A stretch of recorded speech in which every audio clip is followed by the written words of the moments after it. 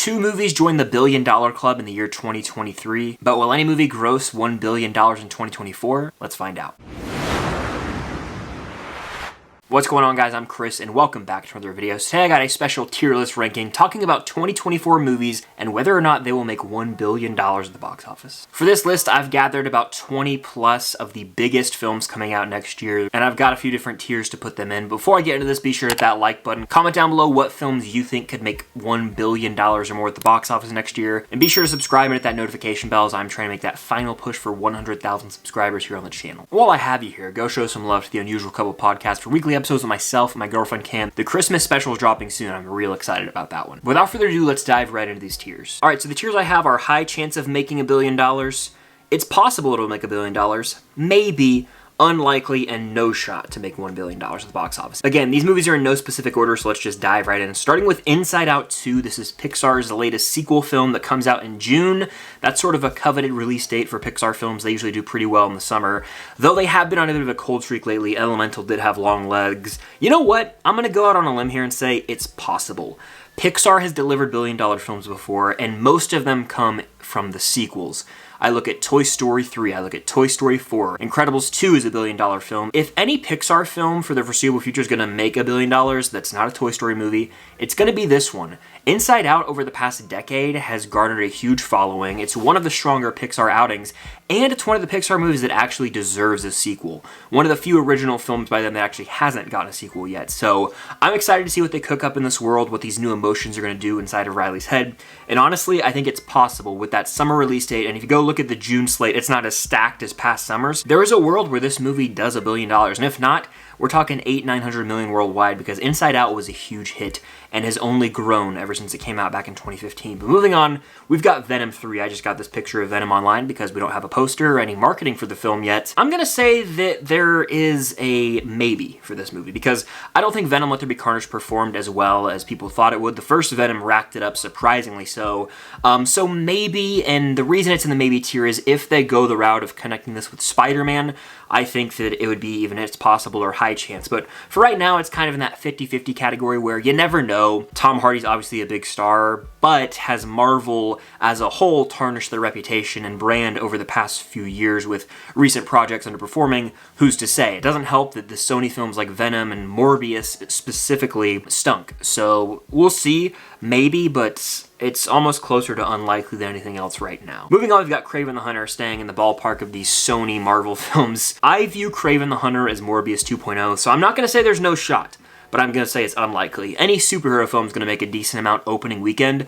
I just won't be surprised if the drop from week 1 to 2 is awful. Aaron Taylor Johnson in that lead role is a charming enough actor where he's gonna get some butts and seats, and you know, it's a Sony Marvel film. Any movie that has Marvel up front, people are just automatically gonna go see it, even if it's gonna be the worst thing ever. And Kraven's marketing didn't look great. I don't think the year delay really helped. Again, this has all the makings of Morbius 2.0 in my mind. Next, we've got A Quiet Place Day 1. This is a prequel to the first 2 A Quiet Place films, and it's one of the bigger horror movie releases coming out next year. But if I'm being honest here, I don't know why I just went British. If I'm being honest here, no shot. Those first 2 films rule, and I'm really excited to see the exploration of this world at an earlier phase with Lupita Nyong'o and Joseph Quinn headlining the film. I just don't see a world where A Quiet Place movie comes close to making $1 billion. I mean, horror films are profitable, this one will make money, but no shot it makes $1 billion. Next, we've got Despicable Me 4. Call me crazy here, I'm putting this in the high chance tier. The Minions films rack it up at the box office. The last Minions film, The Rise of Gru, was a phenomenon at the box office and just racked it up. I don't even know how it became this whole meme cult thing online.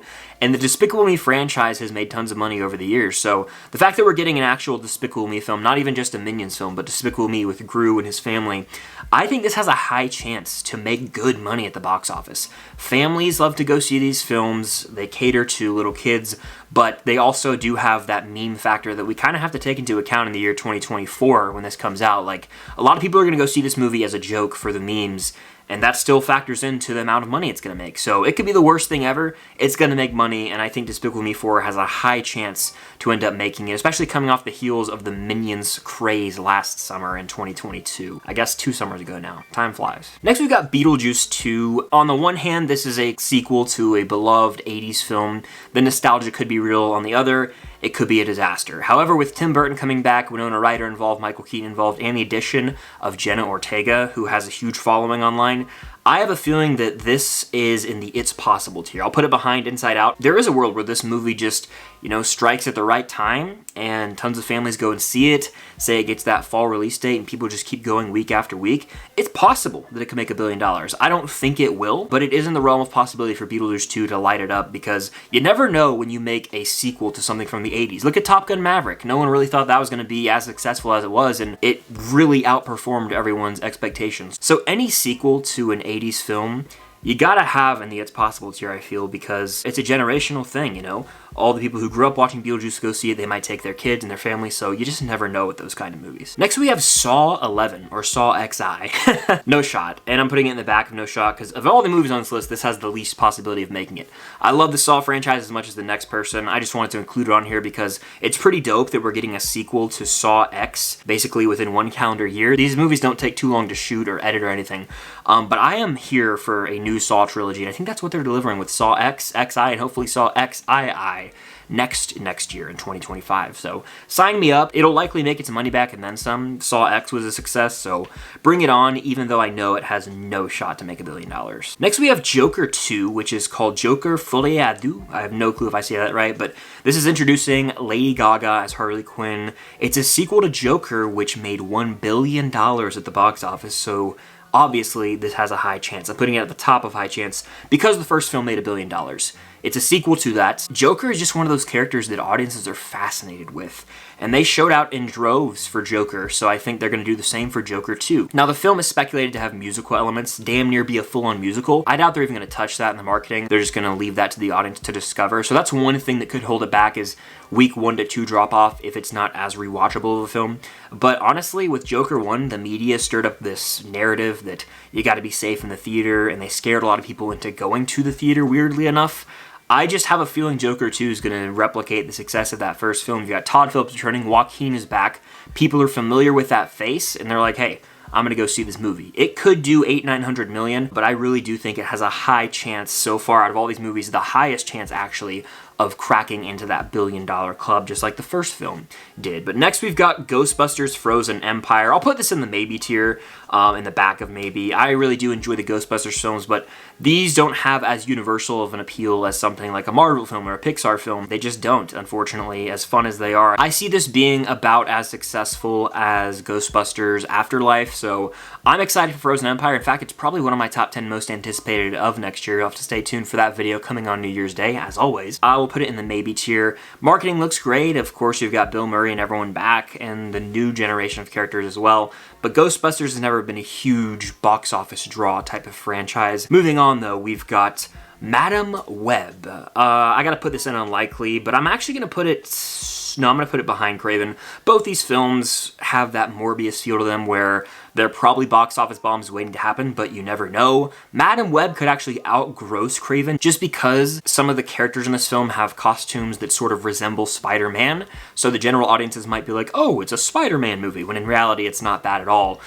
So I feel like they really need to hone in on that in the marketing if they want to make any money here, and I think that's what they're going to do. Almost market it as a Spider-Man film when it's not really that. But next we've got the only other film on this list, I believe, that is a sequel to a $1 billion film. Joker 2 is a sequel to Joker, which made $1 billion, and Mufasa the Lion King is a sequel/prequel to the 2019 live-action remake, which did $1 billion, is one of the top 10 highest-grossing films ever made, somehow. Because of that, I have to put this in high chance. Honestly, I'm putting it at the top of high chance, and the reason is, the first Lion King made $1 billion, and as poorly made and lifeless as I think that live-action remake is, I just think that a new generation of people watched that movie at a very young age, and it probably stuck with them, and unfortunately, that's probably their Lion King. Even though I think they're being deprived of the real story from 1994, that movie probably resonates with a lot of young kids, who's to say?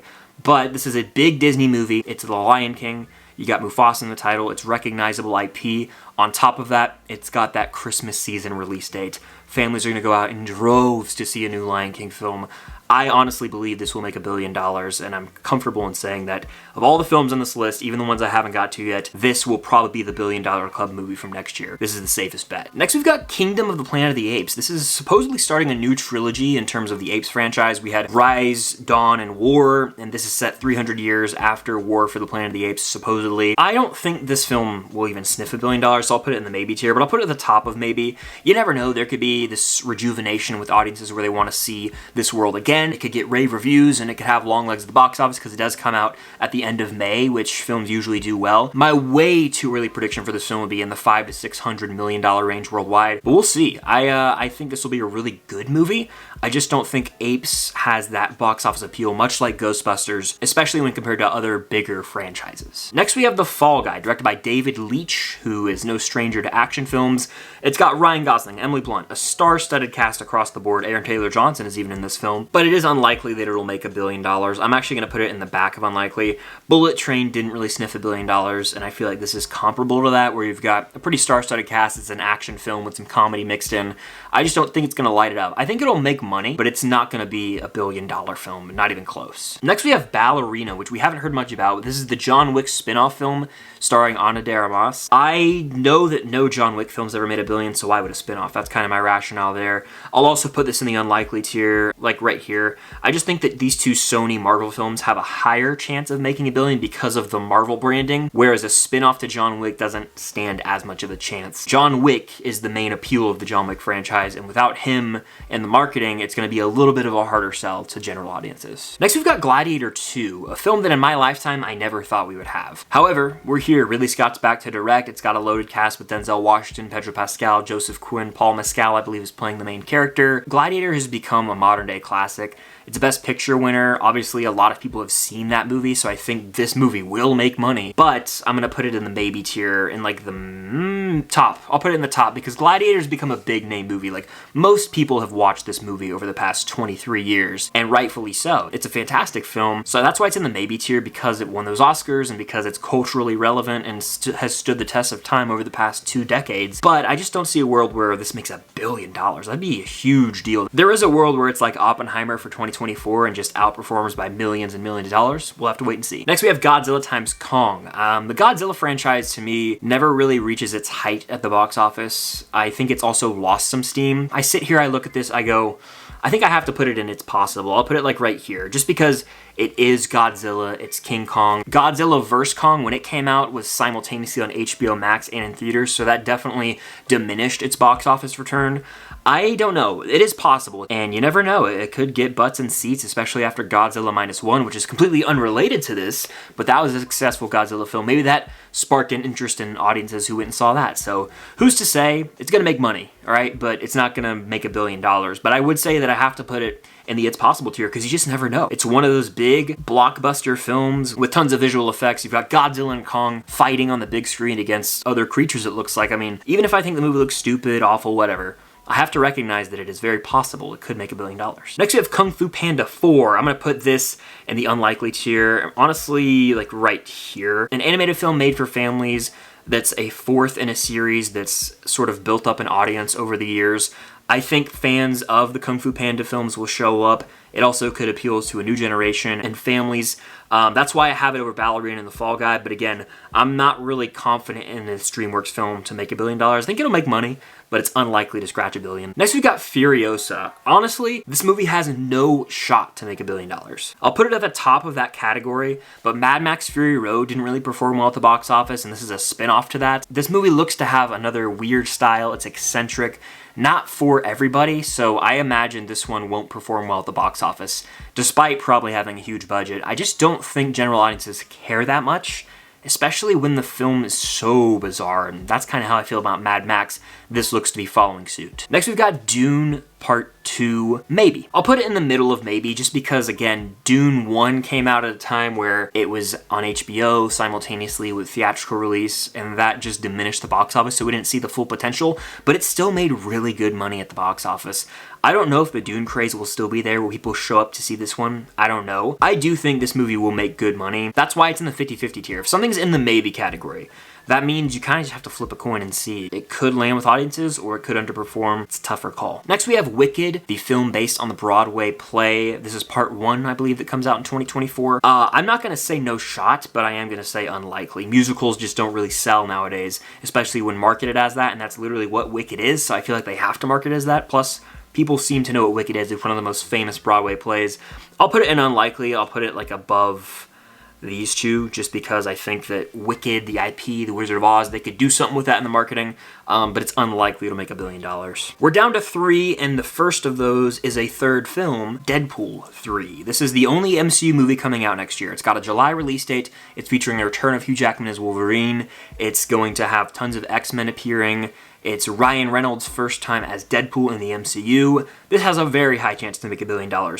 More so than Joker 2, in my opinion, but less so than Mufasa the Lion King. Now here's why. The R rating. That's it. The R rating. Deadpool 3 could still make $1 billion. We've seen R-rated films make $1 billion. Look at Joker. It was a comic book film. I do give Deadpool the pass, though, because when people see Marvel Studios, I feel like they're going to be willing to take their kids there, even if it is an R-rated film with language galore and violence galore. More people might be willing to be like, oh, it's okay, it's Marvel Studios, go see it. I would be shocked if this movie wasn't a success. Like I said, it comes out in July. People are all out of school and they're going to go see it. Once Wolverine shows up in the marketing, it's pretty much game over because all the X-Men fans are going to show up, and Hugh Jackman being back in that role after Logan is a really big deal. It helps that Deadpool 1 and 2 were both box office successes. Despite their R rating, they still made lots of money. So pairing the success of Deadpool with the success of X-Men films, and then honestly marketing the hell out of the thing, who knows what tricks they could pull out of their sleeve, like anyone could show up in these trailers. This movie is going to be really important for the MCU. I think they're going to market it like that. This movie is probably going to make $1 billion if I had to guess. Next we got the Lord of the Rings animated film. I love the trilogy. The Hobbit movies did well. I just think there's a lot of competition around when this movie comes out. I want to say it's slated for a December release. I could be wrong there, but even if it comes out in the summer, I just think it's unlikely. Lord of the Rings alone, I'll put it like right here, like at the top of unlikely, just because the Lord of the Rings name, you never know. At the end of the day, I'm just not sure audiences care as much about Lord of the Rings as they used to. Not discrediting that trilogy, not discrediting the Hobbit films if you like them, but Lord of the Rings has sort of been out of the equation for so long, a lot of people might not be buying in anymore. And then we've got Sonic 3. This is a fan-made poster, clearly. Shadow's gonna be in this film. The Sonic films make good money. I'll say it's possible. It comes out, you know, in Christmas season, but it is gonna have some competition with Mufasa the Lion King and other films in theaters, so it's possible, but it's not as likely as the other ones, and it's possible because of that competition. There are tons of Sonic fans out there, though. Shout out you guys always showing up when the movies come out. I'm not a huge Sonic fan. I do believe this movie will be a success financially. But that's just my tier list ranking of these 2024 films based on if I think they will make $1 billion or not. This was a fun, different tier list, so let me know what you guys thought of it down below. If you want to see more videos like this, I'm all ears, but be sure to hit that like button, subscribe, and hit that notification bell to help me reach my goal of 100,000 subscribers here on the channel. It would mean a lot. And go show some love to the Unusual Couple podcast for weekly episodes with myself and my girlfriend Cam. We have tons of fun with it. Any support goes a long way over there. But that's going to do it. Thank you guys as always for watching, and until next time, I'll see you guys later.